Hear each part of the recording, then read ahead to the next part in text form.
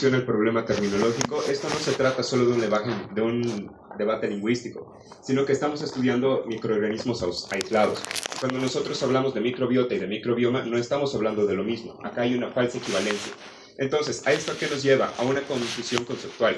Entonces, como estos términos se utilizan como sinónimos conceptuales, después, más adelante, es difícil diferenciar entre cuando estamos hablando entre microbiota y microbioma. Hay un sesgo metodológico, entonces hay una interpretación incorrecta de estudios observacionales al confundir la presencia de un organismo al hablar de una actividad metabólica. Y finalmente hay una explotación comercial, es decir, un uso indiscriminado y sin rigor de los términos en el marketing y la industria de suplementos. Entonces, por todo esto es importante que nosotros sepamos diferenciar entre qué es microbiota y qué es microbioma. Pero ¿cómo llegamos acá? Esto sucede a base de una evolución histórica. Esta evolución histórica empieza en el siglo XX cuando empezamos a hablar sobre flora intestinal. Aquí solo conocíamos microorganismos que lograban sobrevivir y crecer en un medio de cultivo. Después de esto pasamos a un término que es el de microflora, que empieza a ser popular en la década de los 70 y de los 90, donde hay un cambio semántico menor, pero metodológicamente limitados a contar con microorganismos biológicos visibles. ¿Eso qué quiere decir? Seguimos hablando de microorganismos que nosotros podemos identificar, que podemos crecer en un laboratorio. Y nos damos cuenta de que el término flora intestinal no es el más adecuado, porque flora hace referencia a vegetal, y estas bacterias en sí no son vegetales. Y luego pasamos a un término de microfauna, de microflora, pero no siguen siendo adecuados, porque después descubrimos que en este ambiente microscópico existen hongos que no encajan en ni uno ni en el otro. También existen parásitos que tampoco encajan en uno y en el otro. Entonces empezamos a usar el término de microbiota, que es el término que se utiliza actualmente. Y luego ya finalmente, alrededor de los años 2000, existe la revolución ómica, donde el proyecto de microbiología humano indujo la metagenómica, la metatranscriptómica y la metabolómica. Entonces, ¿con esto qué pasa? Agarramos las muestras del cuerpo humano y las podemos secuenciar genéticamente. Y con esta secuenciación genética ya podemos identificar bacterias que no podrían crecer en un laboratorio, así como también sus metabolitos, como también el ADN que está suelto, y con esto nos damos cuenta de que el término ya no es el adecuado, y es aquí cuando empezamos a hablar del microbioma. Pero ahora, finalmente, para diferenciar el uno y el otro, ¿qué es la microbiota? La microbiota es el conjunto de microorganismos vivos que habitan en un nicho ecológico aislado determinado. Entonces, cuando estamos hablando de microbiota, estamos hablando de los microorganismos. En estos microorganismos tenemos a las bacterias, que como ya hemos ido explicando, son las que están más estudiadas. Luego tenemos hongos, tenemos protozoos, tenemos las arqueas, que son las menos estudiadas, y los virus, que igual están tan ampliamente estudiados que también se los denomina como el viroma. Estos generalmente están compuestos por su mayoría por bacteriófagos, que van a interactuar en gran mayoría con las bacterias, y de ahí que los hayamos estudiado tanto. Estos nichos ecológicos en los cuales vamos a encontrar microbiota son la microbiota intestinal, oral, cutánea y vaginal.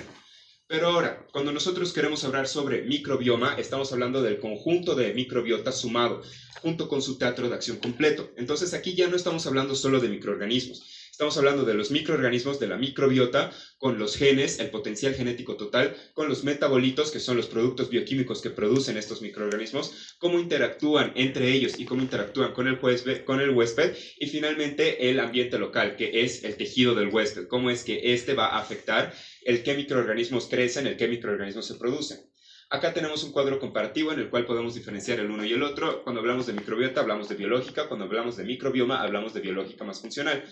¿Cuáles incluyen microorganismos? Ambos. ¿Cuáles incluyen genes? Solo el microbioma. Metabolitos, solo el microbioma. Ambientes, solo el microbioma. Cuando hablamos de la herramienta principal para detectar uno y otro, en la microbiota hablamos de un cultivo tradicional, en el microbioma de una metagenómica.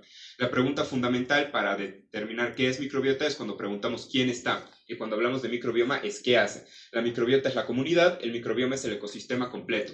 Hablando sobre la composición del microbioma humano, nosotros tenemos más de 100 billones de microorganismos en el cuerpo humano. Junto con esto tenemos más de 1000 especies de bacterias distintas mapeadas y alrededor de 3.3 millones de genes microbianos, el cual eclipsa completamente el genoma humano, que estaba alrededor de los 230.000. Entonces, en los filos estructurales que tenemos en este microbioma, tenemos el filo Firmicutes, el cual ha evolucionado a Bacillota, esto por un término, por una cuestión de terminología, para que todos los filos terminen en ota. Luego también tenemos a Proteobacteria y tenemos a Cyanobacteria. Ahora, Siguiendo con las funciones del microbioma, ya hemos hablado de esto en las anteriores exposiciones. Tiene una función metabólica donde está la producción de ácidos grasos de cadena corta, la fermentación de fibra compleja y la síntesis de vitaminas esenciales. Una función inmunológica donde tenemos una maduración inmune, un mantenimiento de la tolerancia inmunológica periférica, una función estructural donde mantiene la integridad de la barrera intestinal y una regulación de la permeabilidad celular, y una función neuroendocrina donde hay modulación bioquímica de las señales neuroendocrinas y una comunicación directa en el eje intestino-cerebro. Entonces, cuando nosotros juntamos el microbioma con el cuerpo humano, tenemos al holobionte, como podemos ver acá, el microorganismo huésped con el microbioma.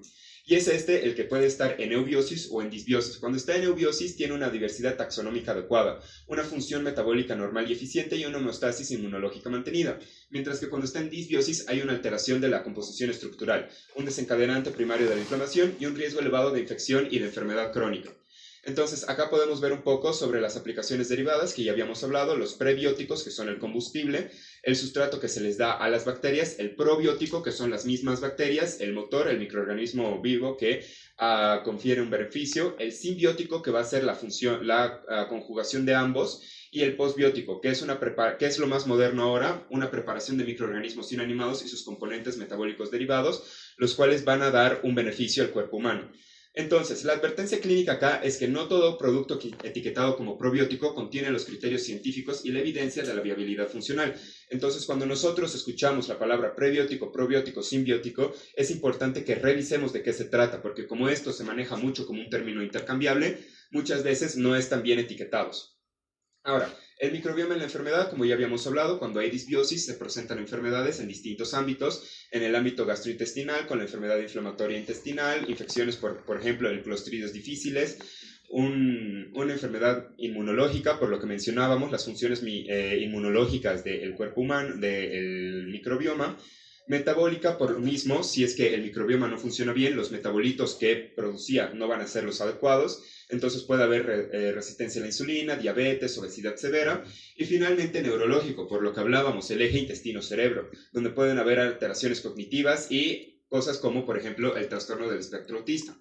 Entonces, volviendo a tocar el tema del eje intestino-cerebro, hablamos de que es una autopista bidireccional, es decir, el intestino y la microbiota del intestino va a afectar el cerebro y el cerebro va a afectar al mismo. Todo esto se va a dar en gran parte de forma física a través del nervio vago, pero también se va a dar a través de neurotransmisores, a través de citocinas y de metabolitos. Entonces, ¿cuándo es que se van a modular estas cosas? Generalmente, y a lo que estamos nosotros más expuestos, es al estrés crónico, la ansiedad severa, y también se puede ver una alteración en este eje cuando hay una depresión mayor y ASD. Entonces, las reflexiones críticas que tenemos que tener acá es que todo lo que he mencionado es porque hemos encontrado ambas al mismo tiempo. Es decir, podemos encontrar enfermedades como la resistencia a la insulina, la diabetes, y luego nos fijamos en el intestino y hay disbiosis. Pero todavía no se ha logrado correlacionar una correlación con una causalidad. Encontramos enfermedad inflamatoria, encontramos disbiosis, pero no sabemos si la disbiosis es el agente primario o si la inflamación provoca la misma.